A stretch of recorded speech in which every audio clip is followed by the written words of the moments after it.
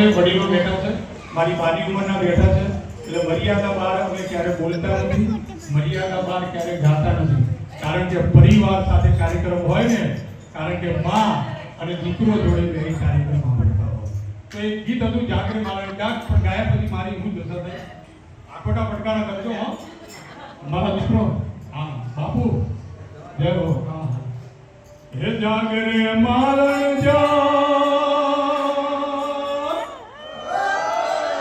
હે જાગરે મારા જા, હે જાગરે મારા જા.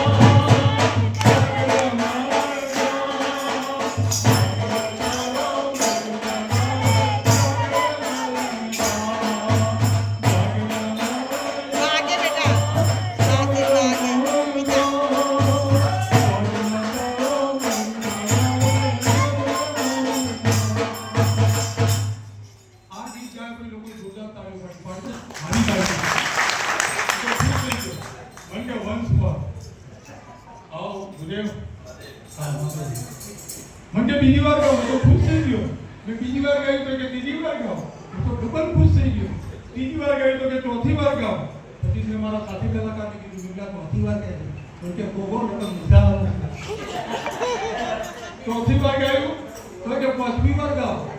પણ મેં કીધું જય શ્રી કૃષ્ણ, હું થાકી ગયો છું. તો એ બેન ઉભા થઈ ગયા. મને કે સોનો મોનો ગાય પ્રફુલ્લ દવે જેવું નહીં ગયે ને તો મહેમાન બાંધી દેવાનું. બીજી એક વિધિ છે ગરબાની. ઊંઝાની અંદર પટેલ સમાજના ગરબાનો પ્રોગ્રામ, અને ત્યાં અમે ફરમાઈ છે કે અશોકરાજી ગામનું ગીત ગાઓ. અમે ઊંઝામાં ગરબો ગાય, મારી શું દશા થઈ પેરી. બધા તાલ આપજો હો. ભાઈઓ આપી શકે હો. હે રમવાને ગયા તા અમે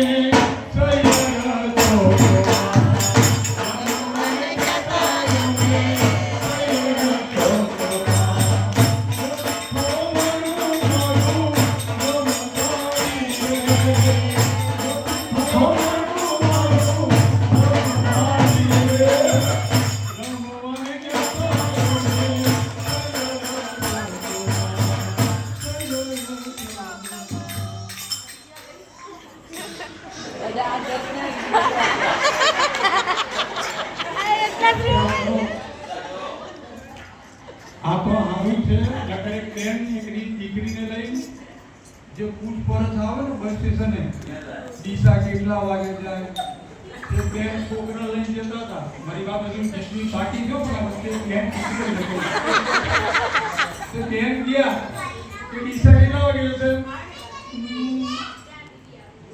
5 વાગે. મારા બેન જતા રહે.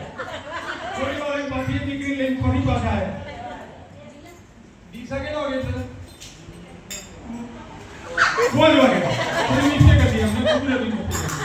બીજી વાર આયા પછી પેલા ભાઈ પૂછપરછ બારી પર હતા ને બગડ્યા તો બે સત્તરવાળાઓ તમને ખબર નહીં પડી. સૌથી એક વાર કે ભાઈ મને તો ખબર છે તો તમે બોલો છો મારું છોકરું રોતું સોન થઈ જાય.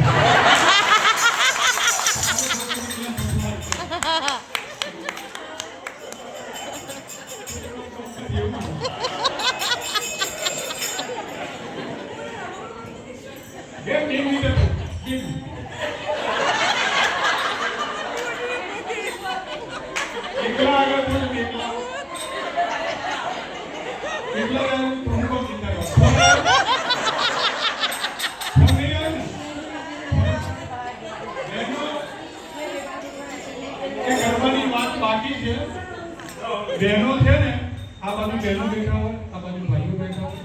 ભાઈઓ ટીવી છે, બહેનો છે રિમોટ કંટ્રોલ. કોઈ ભાઈને ઘરે જો તાકાત નહીં ઉભો થઈ શકે, જો બહેનને જવું હોય ને તો બહેન ખાલી તો એ ટીવી ઊભું થાય બાજુ, બીજું ટીવી ના થાય. આ રિમોટ તો તમે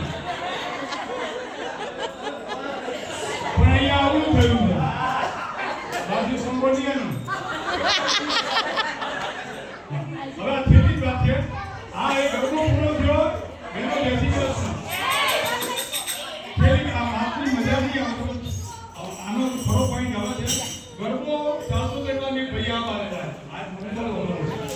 લાકડી લઈને આમથી આમ આગા મારે. મેં કીધું જય શ્રી કૃષ્ણ, તમને કઈ તકલીફ છે? મને કે તું તાર ગાયના પણ તને અહીંયા લાવ્યું છે કોઈ એનો તમે રાજુભાઈને પકડો